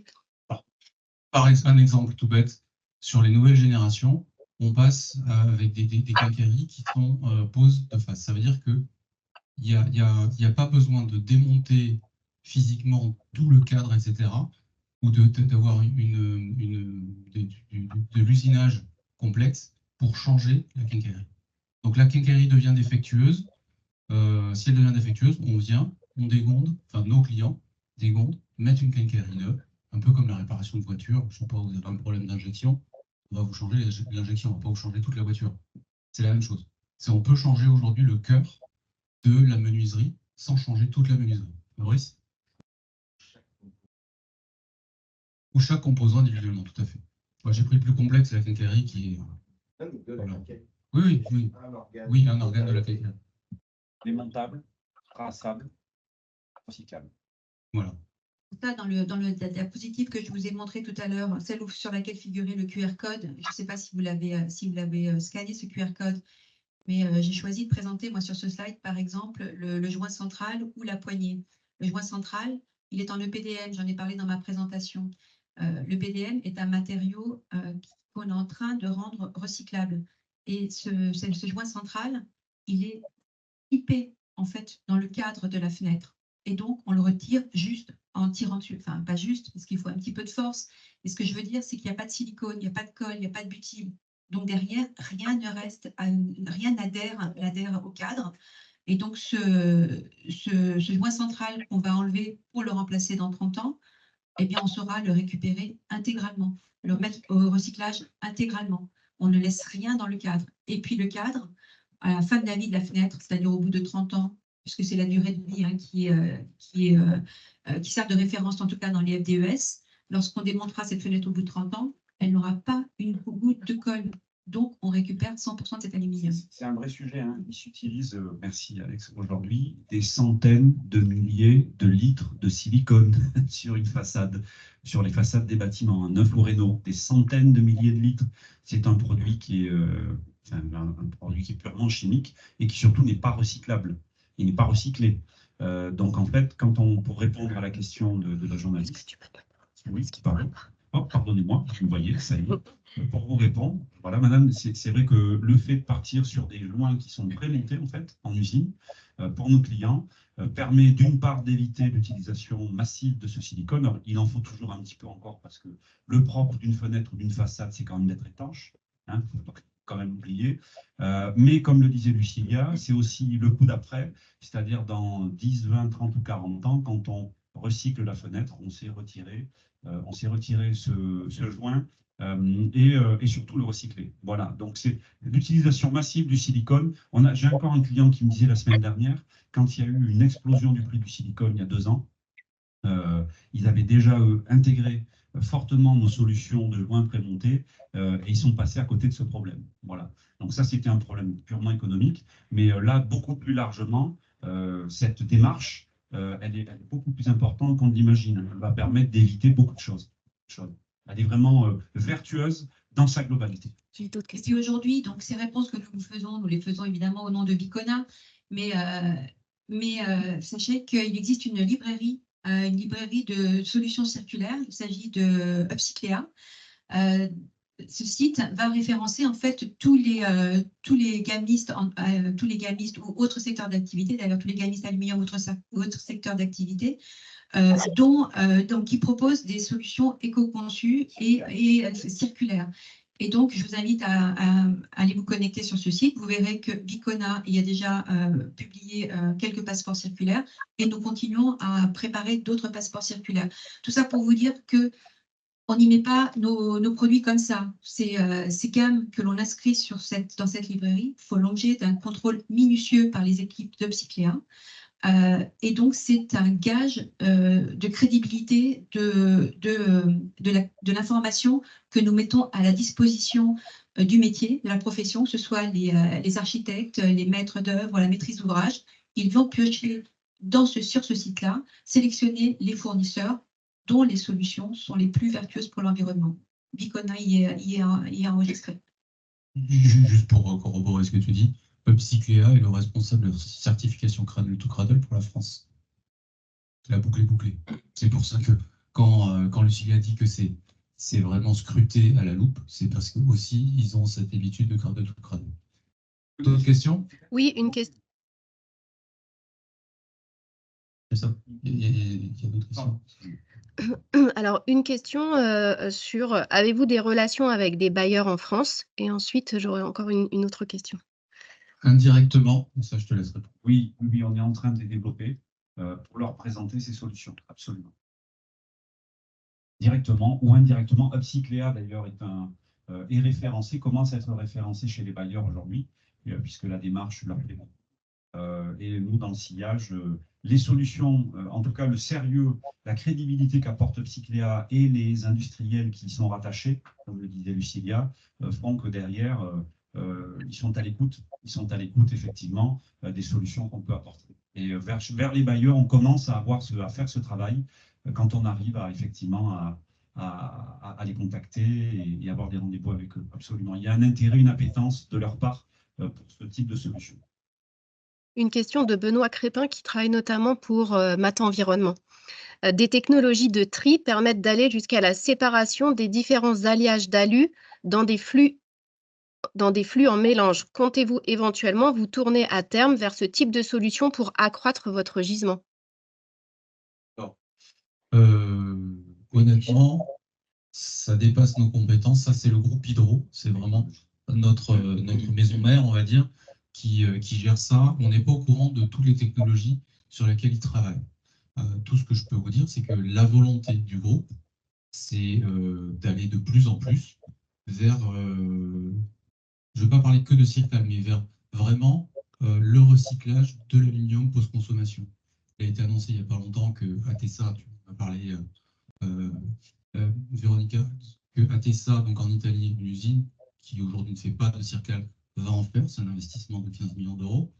Il a été annoncé la semaine dernière par le groupe un investissement de 85 millions d'euros aux États-Unis pour faire de l'aluminium recyclé post-consommation, mais plus pour le transport, donc les camions, etc.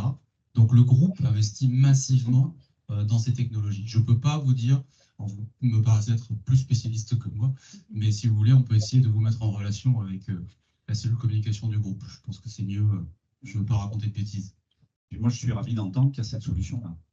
C'est bien, ça nous ouvre encore des horizons encore plus larges que ce qu'on imaginait. Je voudrais la question de Benoît. Alors, je vous donne un micro pour qu'ils entendent votre question, peut-être. C'est mieux. Hubert de la Rigoyenne pour le recyclage-récupération. Moi, je voulais prolonger la question de Benoît, parce qu'en fait, les recycleurs, ils ont déjà les technologies pour préparer, pour récupérer. Enfin, toute la logistique que vous mettez en place, en fait, elle existe déjà avec un circuit de récupération, de préparation des matières. Pourquoi est-ce que vous n'appuyez pas sur ce circuit préexistant pour alimenter justement vos différents sites à Maguel, Clairvaux, Italie ou en Espagne? Pourquoi toute cette complexité alors qu'en fait les acteurs existent déjà et sont capables de préparer à façon la qualité 60-63 ou 60-60? Ils ont déjà des outils de tri. Donc pourquoi ça? En fait, déjà, pour commencer, il n'y a pas tous les sites de tri qui vont garantir que l'aluminium que nous on récupère va dans la filière bâtiment. Ça, c'est une première chose. Et c'est pour ça que quand on dit qu'on travaille uniquement avec des sites de tri qui sont déjà, qui ont été audités et qualifiés par nos fonderies pour travailler avec nous et pour récupérer les chiffres d'aluminium de ces sites de tri. Et c'est précisément parce qu'eux, ils vont nous garantir que l'aluminium que nous, on envoie chez eux, il va finir soit à Clairvaux, soit à Sukeka, soit à Tessa. Donc, certes, la technologie existe, le réseau, il existe, mais comme on a déjà évoqué, hein, je pense qu'on l'a tous dit, hein, c'est la mine urbaine. On doit s'assurer, dans cette mine urbaine, il faut s'assurer d'aller chercher à la source cet aluminium-là et l'amener au bon circuit. Ce n'est pas parce qu'on l'amène dans une déchetterie X qu'on va s'assurer que cet aluminium, cette fenêtre, elle va redevenir une fenêtre. Et au niveau technologie, c'est vrai, il y a la technologie dans les sites de tri et d'échiquetage, elle est plus ou moins la même, mais comme Alexandre l'a dit déjà aussi, le groupe Hydro, il va au-delà de ça, ils développent eux-mêmes leur technologie qui est capable de reconnaître cet alliage et d'optimiser le processus de façon vraiment impressionnante. Donc, c'est dans ce sens-là, et c'est pour ça que nous, on essaye de notre côté, de récupérer l'aluminium à la source avec nos clients. On l'a déjà dit, notre intention, ce n'est pas de devenir inférieur. Notre intention, c'est simplement de compléter l'offre qu'on a déjà commencé il y a très longtemps dans la marque et dans le groupe et l'offre circulaire et vraiment mettre la dernière pierre de l'édifice et se dire, ben, là, on a bouclé la boucle. C'est dans ce sens. Et vous avez une estimation précise de ce gisement? Parce que, en fait, c'est très vague. Vous avez parlé de milliers de tonnes. Non, c'est bien ça le problème. Le travail qu'on fait là avec le QR code, par exemple, et le travail que fait Psycléa, c'est ce qui aurait dû être fait dans les années 80. La carte d'identité du bâtiment, pardon. La carte d'identité du bâtiment en disant ce bâtiment, il y a tant de tonnes je sais pas, d'acier, il y a tant de tonnes de béton, il y a tant de tonnes d'aluminium, il y a tant de tonnes d'inox, il y a tant de tonnes de câbles de cuivre, etc. Pour se dire, voilà, ce bâtiment, je vais le rénover. Ça, je sais que je peux récupérer. Il y a une filière qui existe. Ça, par contre, point d'interrogation. Et je sais le revaloriser. Ça, c'est le travail qui est en train d'être fait aujourd'hui. Donc, en fait, tout l'aluminium qui a été utilisé dans les bâtiments des années 80 ou même avant, on ne sait pas estimer. Tout ce qu'on sait estimer, c'est que 75% de l'aluminium produit en plus, c'est pas que le bâtiment, c'est pour les voitures, c'est pour les canettes, c'est pour tout ce que vous voulez, est toujours en circulation. Donc, on sait qu'il y en a plein. Ça c'est on a une vraie difficulté là-dedans. Donc, prévoir le coup d'après, c'est de donner les outils aux générations futures pour pouvoir dire je vais gérer cette mine urbaine mieux que ne l'ont fait nos parents. Ça, c'est un point super important. Des chiffres un peu plus concrets, mais comme dit Alexandre, on a un peu de mal à vraiment évaluer. Chiffre de l'ADEME 2018. Donc, je suis désolé, c'est un petit peu ancien, mais c'est le seul chiffre actuel qu'on ait pu trouver. 500 000 tonnes d'exportation de la France, hors France, de l'aluminium, tout secteur d'activité confondu, alimentaire, industrie, automobile, bâtiment. 500 000 tonnes. Vous en avez à peu près la moitié qui part en Europe. Aujourd'hui, les principaux pays recycleurs sont l'Allemagne et l'Italie. J'ai découvert aussi que l'Italie, a priori, avait une forte capacité de recyclage, plutôt dans l'automobile. Et le reste, c'est l'Asie. Parce que l'Asie, il y a une grosse demande, une grosse capacité d'aspiration de la ressource.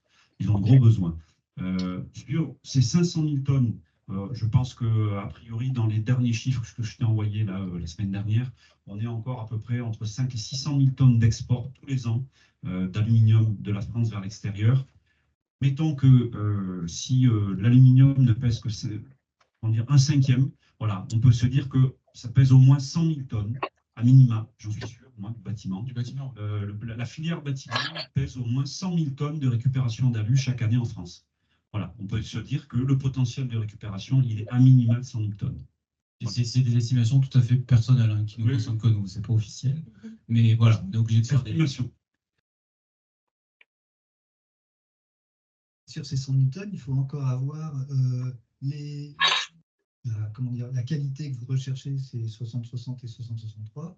Il faut encore que ces profilés soient propres. Enfin, voilà, c'est encore plus réduit, je pense. Oui, 100 000 tonnes, c'est bien. Je ne parle que de la filière aluminium en 60-60. Les 400 000 tonnes restantes, c'est une évaluation purement personnelle, hein, je le répète encore. On est véritablement sur, il y a toute l'industrie, le reste de l'industrie, le bâtiment, l'alimentaire, avec d'autres alliages. Mais vous avez raison. De toute façon, on est au début d'un chemin. Comme le disait Christophe dans sa présentation, nos clients, il y a encore 2 ans, clients, les menuisiers, hein, il y en a des petits, des gros, ils disaient, mais on va récupérer, qu'est-ce que je récupère?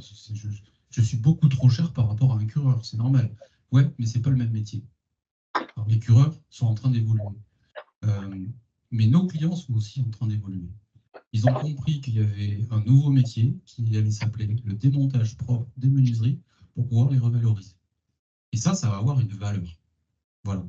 Mais ça commence. C'est vraiment le début du chemin. Donc, c'est 100 000 tonnes ou c'est 100 000 tonnes où la façon de travailler des cureurs aujourd'hui va évoluer. Parce que nous, on les contacte, on dit, bah, attendez, voilà, on aimerait bien récupérer aussi. Pour le moment, ce qu'on essaye de faire, c'est vraiment une boucle fermée, une circularité, dire ce bâtiment, on sait qu'on a récupéré l'aluminium, on sait dire dans quelle usine elle a été fondue, et on sait dire qu'on a reposé du cirque 75 ou 100. Quand on achète à la filière aujourd'hui, on ne sait pas de quel bâtiment ça vient.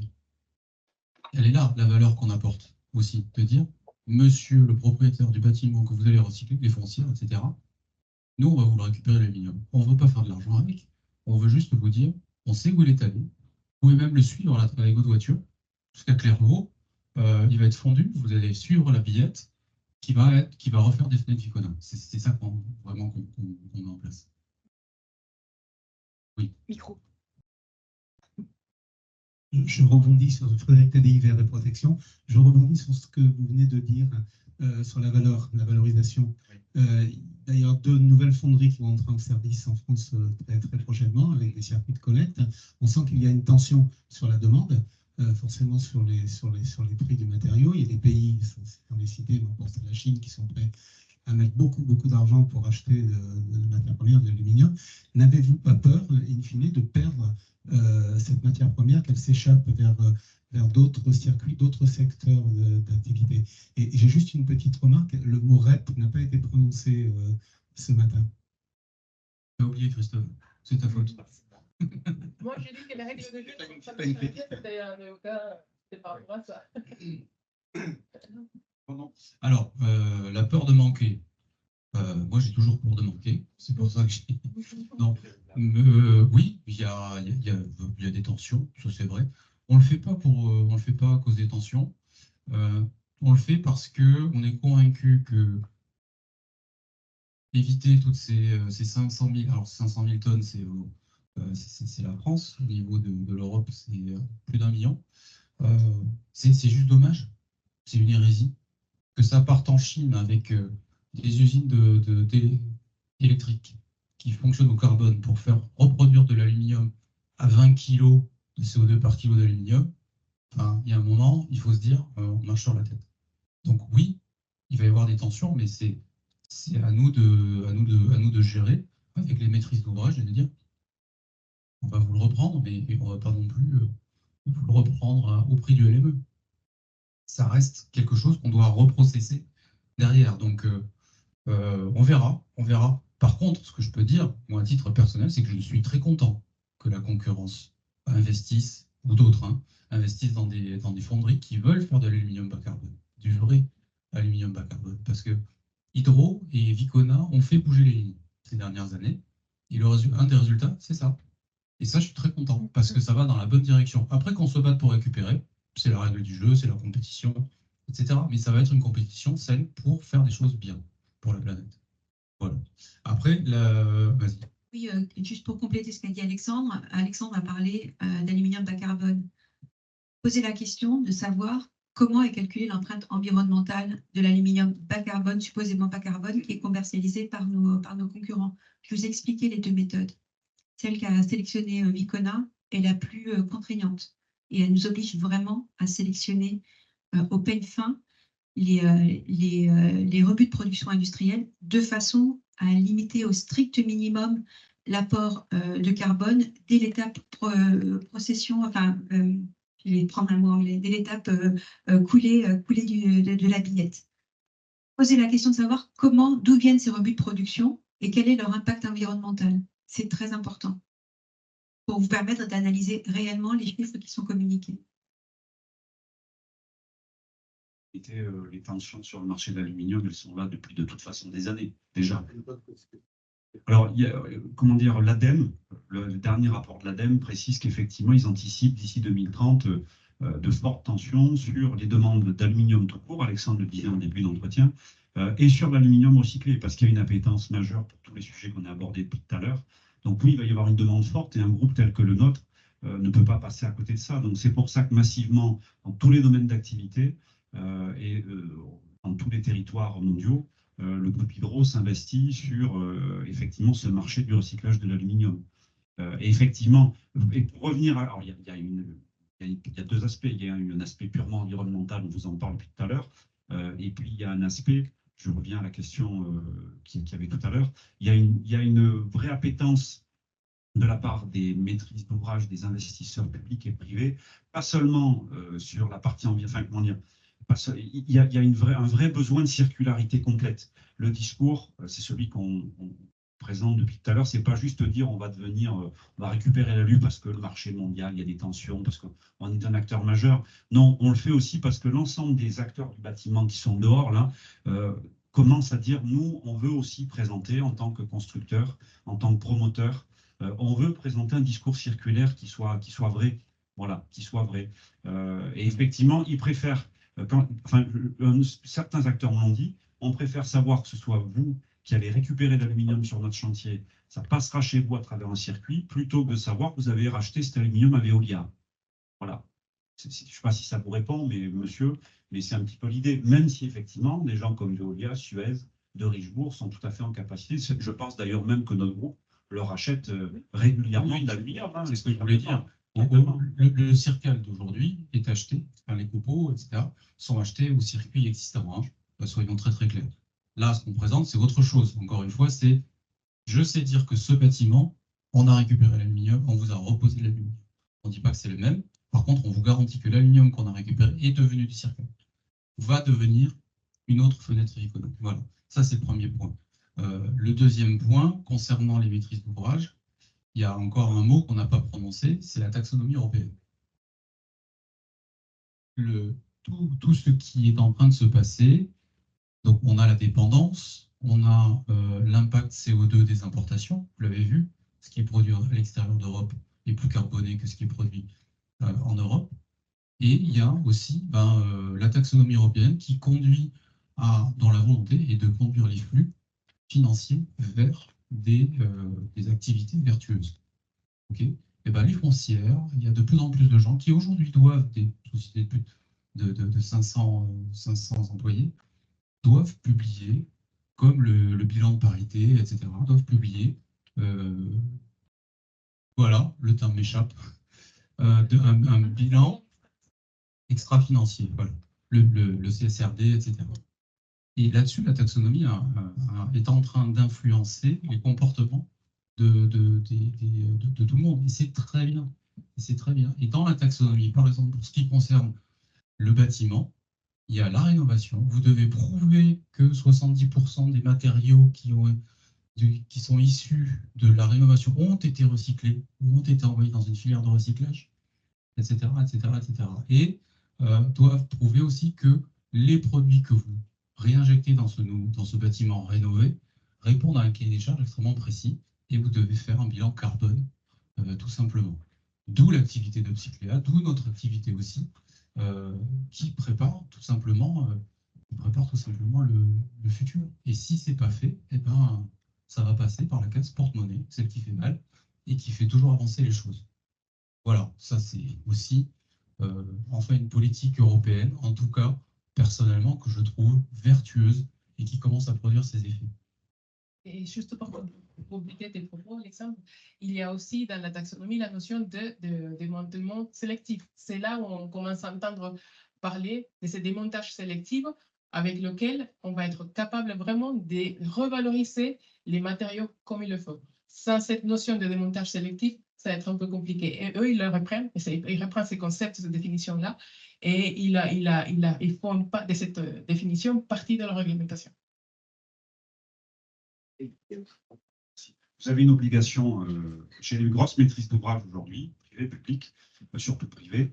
Vous avez une prise de conscience qui est vraiment majeure. Donc, soit elle est sincère, soit elle est financièrement, on va dire, un peu obligée par la taxonomie. On en parlait, les réglementations françaises. Mais dans tous les cas, on a encore d'ailleurs des maîtrises d'ouvrage aujourd'hui qui vous disent, moi, quand on fait un curage, mais vous savez où ça part? Par mon projet. Moi, j'ai payé un cureur, ça part, mais vous savez.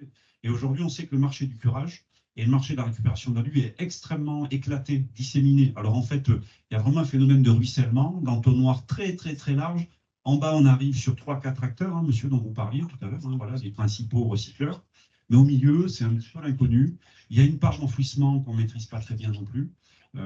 Rapport de l'ADEME. Hein, l'ADEME, c'est très marrant, dans le rapport de l'ADEME, ça se chiffre en millions de tonnes, hein, une part d'export illicite. C'est beau, hein, c'est joli. Hein. Donc, voilà. Et aujourd'hui, vous avez des maîtrises d'ouvrage qui ont conscience, je le disais, obligés ou pas, contraintes ou pas, peu importe, on n'a pas à juger. Comme le disait Alexandre, ça va dans le bon sens. Et ils attendent de nous, d'acteurs comme nous, sur la partie façade, qu'on amène des solutions sécurisées, tracées, viables, et qui leur paraissent surtout, une circularité qui leur paraisse vraiment vertueuse. Voilà, qui ne passe pas par 1000 circuits, par 1000 circonvolutions, quelque chose qui soit direct. C'est ce qui rassure aussi quand on parle avec eux, c'est ce qui vraiment, pour répondre encore à cette question, hein, des maîtrises d'ouvrage, c'est ce qui leur plaît, c'est que, voilà, on est producteur, on a des clients installateurs, on maîtrise parfaitement ce matériau, cette technologie, on en parle tout à l'heure depuis 20 ans, et voilà, le fait qu'on s'implique aussi dans la récupération pour garantir derrière une repose hyper tracée, hyper fiabilisée, ça les rassure, et ça leur plaît. Ça leur plaît beaucoup, plus que de leur dire, en fait, on achète à Veolia qui nous garantit qu'en fait, c'est ceci, c'est cela. Non. Et juste pour rebondir, hein, on parle ces circuits illicites, etc. Mais il y a un point qui est aussi très important, sur le 1,6 million de tonnes, il y en a qui sont perdus, il y en a qui sont malheureusement mélangés. Donc là, en fait, on sait en faire que de l'aluminium qui va dans des moules pour faire des moteurs, des choses comme ça, etc. Mais plus notre aluminium. AGC a la même problématique sur le verre. Le verre, si vous ne faites pas attention, ça finit en bouteille. Une fois que c'est en bouteille, c'est terminé. Ça ne redevient plus du verre comme ça. Donc, nous, la chance de l'aluminium, c'est qu'on peut éventuellement ce mélange en refaire du 60-60, mais vous le savez, enfin, la recette, elle prend du temps, de l'argent, il faut remettre de l'aluminium primaire, c'est super compliqué. Donc c'est pour ça aussi qu'on veut qu'on s'attache à faire ça. Notre groupe, encore une fois, achète à des recycleurs qui sont validés, certifiés, etc. Parce que voilà, c'est quelque chose qui s'est mis en place à Clairvaux depuis très longtemps.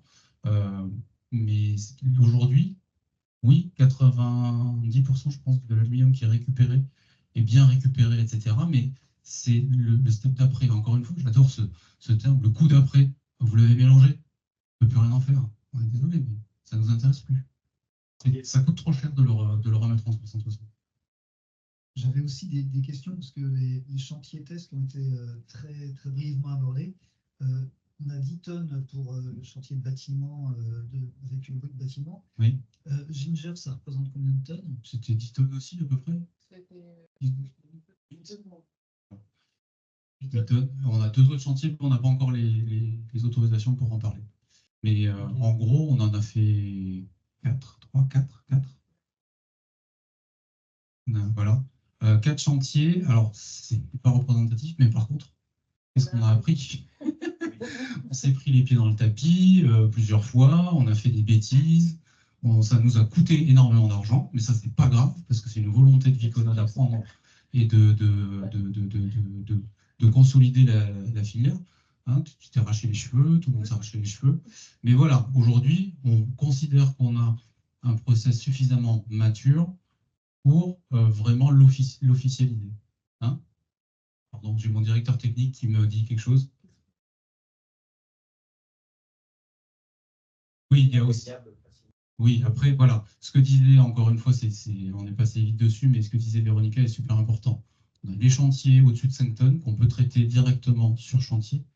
Au-dessous de 5 tonnes, on va appeler ça de la massification. Et là, on a besoin de nos clients pour dire, je vais récupérer petit à petit de l'aluminium. Et quand j'ai ma benne qui est complète, j'appelle Vicona et on vient la chercher et on la repèse et puis ça suit le circuit. Cette deuxième partie est en cours de test. On a plusieurs clients qui ont levé la main. Les fameux qui disent, ça y est, moi, j'ai mes poseurs maintenant qui veulent démonter proprement et ils veulent créer cette activité. Voilà. Et en fait, la dernière question, c'était par rapport à la REP PMCB. On est sur une phase, encore une fois, de complexification sur les chantiers, d'apport de bennes pour faire un tri in situ. Apparemment, on est même en rupture de marché sur le marché des bennes parce qu'il n'y a plus assez de bennes pour pouvoir aller trier les déchets sur les chantiers. C'était les conteneurs. Hein. Enfin, voilà. Ouais. Et en fait, vous apportez encore un peu à cette complexification en mettant une benne spéciale Vicona. Non, ça fait partie du même process. Qu'il le fasse sans nous ou qu'il le fasse avec nous, c'est pareil. Sauf qu'au moins avec nous, on sait ce qu'on va en faire. Voilà. Pour schématiser. Hein. Non, mais de toute façon, le sens de l'histoire, c'est celui-là. Donc il va falloir s'habituer et trouver les moyens de le faire. Alors aujourd'hui, tout le monde tâtonne, tout le monde fait des erreurs, etc. Donc on a eu aussi presque des bennes refusées parce que c'était so-so. Heureusement, le groupe aussi nous aide, en disant bon, ça va pour cette fois, je vais retrier, etc. Mais l'idée, hein, j'essaie, Stéphane de France peut aussi témoigner, ils sont beaucoup plus en avance que nous dans l'aluminium, le verre, et ils sont passés par toutes ces étapes-là. On échange beaucoup aussi, c'est pour ça que voilà, on parle beaucoup de nos partenaires, AGCE, Psycléa, etc. Parce que ça fait partie d'un écosystème. S'il n'y a pas l'écosystème, ça ne fonctionne pas. On a fait des vidéos il n'y a pas longtemps en disant tout seul, ouais, on peut bien faire des choses, mais ça ne sert pas à grand-chose. Alors que si on a AGC avec nous, Saint-Gobain, Stéphane sait très bien qu'on parle avec Saint-Gobain, mais on va tous dans la même direction, Psycléa pour le coup d'après, et d'autres, des bureaux d'études, parce que voilà, il y a quelque chose qui se met en mouvement. C'est pas, même pour des grands groupes comme nous, c'est pas du jour au lendemain que ça se fait. On apprend et ces partages d'expérience nous permettent aussi d'essayer d'aller un peu plus vite et de faire moins d'erreurs et de mettre en place quelque chose de solide pour l'avenir.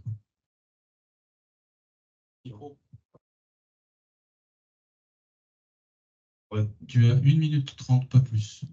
C'est bon. Alors Fabrice Triès, le directeur technique, qui est extrêmement bavard parce qu'il est passionné. Donc c'est pour ça qu'il faut toujours le contraindre.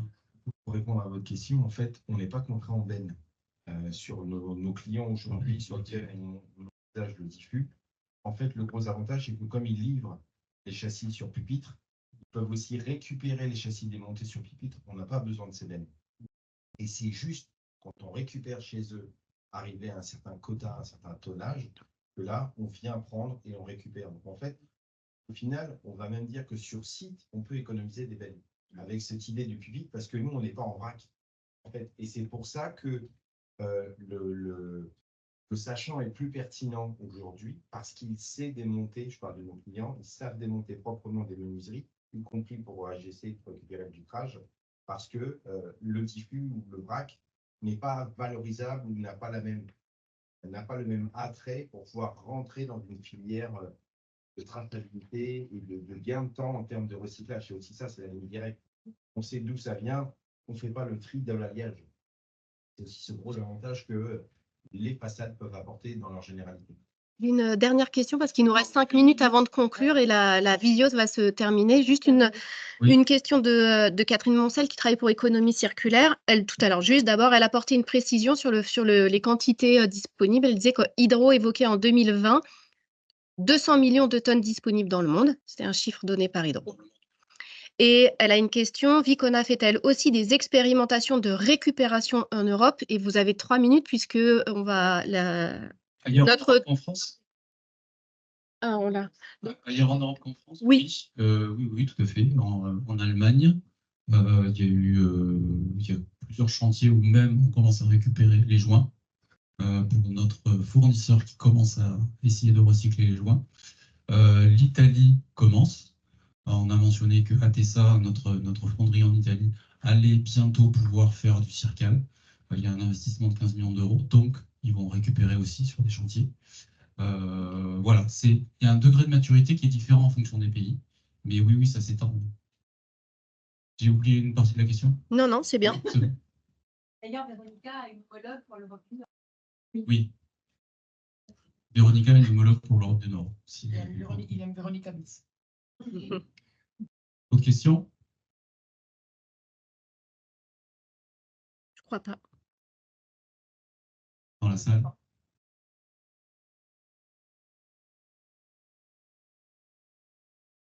Eh ben, on vous remercie énormément de votre présence en ligne et physique. Et puis, bah, il y a encore du café, des jus de fruits. Il y a encore du temps pour nous poser quelques questions si vous le souhaitez. Merci encore. Merci. Merci.